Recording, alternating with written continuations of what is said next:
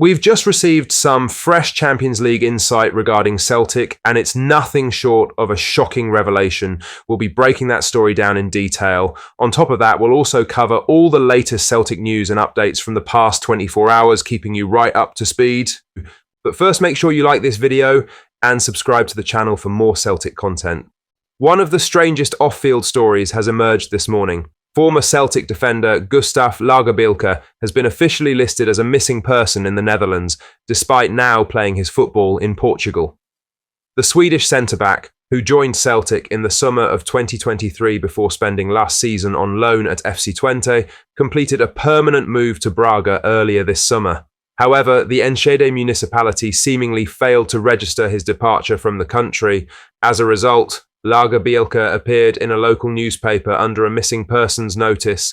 His last sighting was recorded on the same day he finalised his transfer to Braga. The municipality explained, "The municipality has carried out extensive investigations into where these people live. This shows that we do not know where they are now. Therefore, they are being removed as residents and are listed as missing persons. In reality, there is no mystery. Lagerbielke is alive, well, and currently plying his trade in Portugal's Primeira Liga. His only error appears to have been neglecting to inform the local authorities in Enschede of his move, which triggered the bizarre bureaucratic blunder. It's not every day you read about a former Celtic player being declared missing by mistake, but Lagerbielke's case has quickly become a curiosity in both the Netherlands and Portugal. It's quite a funny mix-up, you must admit. Celtic have brought in bodies to replace him this summer, with Mike Narocki and Stephen Welsh also following him out of the exit door. Simpson Pusey is one of them, but he's a missing person of his own, yet to play for Celtic. Now for the main story, as Brendan Rodgers has admitted he shares responsibility for Celtic's painful Champions League elimination at the hands of Kairat Almaty.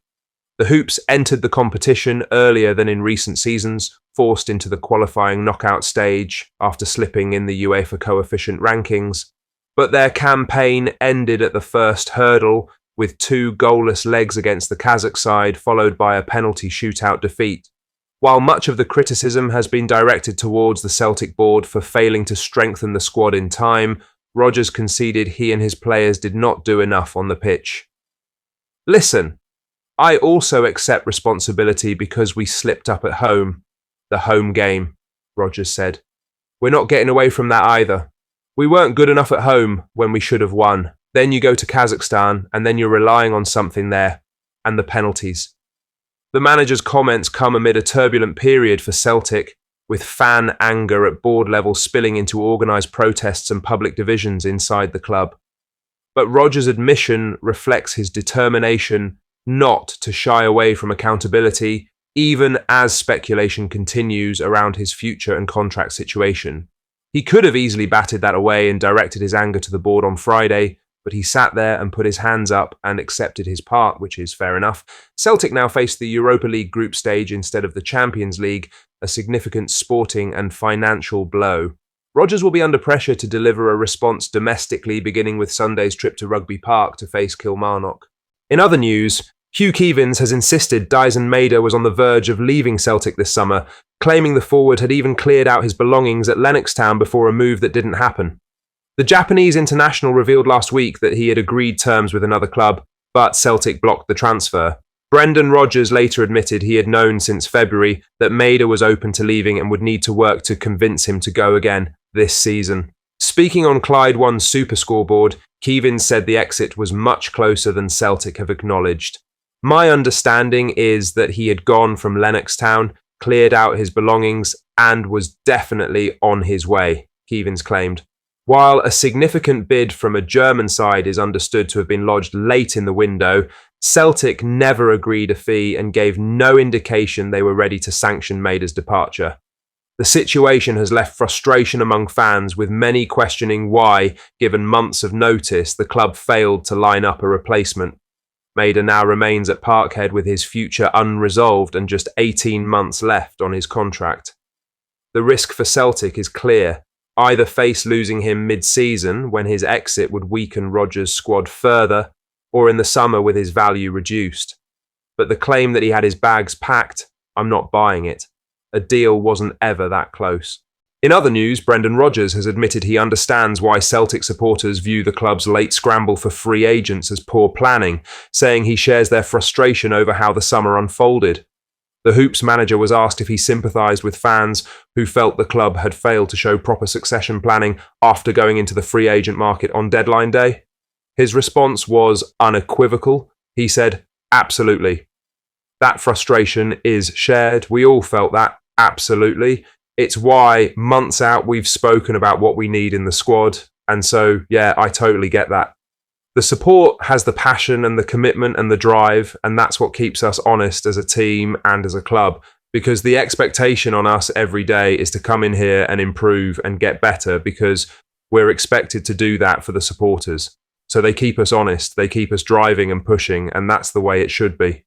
Celtic ended the window with Kelechi Iheanacho as their only new centre-forward, arriving as a free agent after Daizen Maeda departed without a direct replacement. While there was no striker brought in to replace Kyogo, who had left in January, Nicholas Kuhn also left without a cover being brought in, leaving Rodgers to work with a thinner squad than he had at the start of the summer.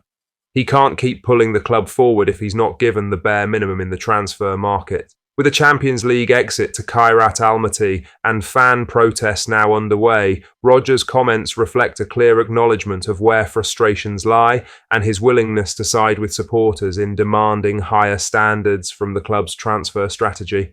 Something has to give. Celtic can't continue to do business like this. It hasn't worked, isn't working, and won't work.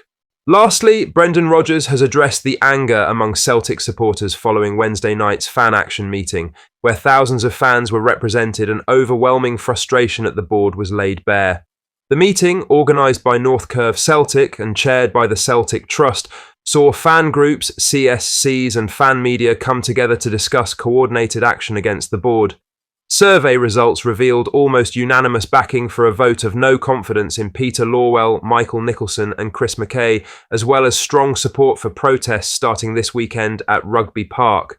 Asked directly if he had a message for supporters moving forward, Rodgers acknowledged their frustrations but urged unity. "I understand the frustration," Rodgers said, "but I also know that the quicker we can become one and come together, that's where the strength lies in Celtic. Everyone together fighting for the one cause. That's the real power of Celtic. I never want that to be broken and for other people in other clubs to look at us in any other way than together. I can't tell the supporters how to feel."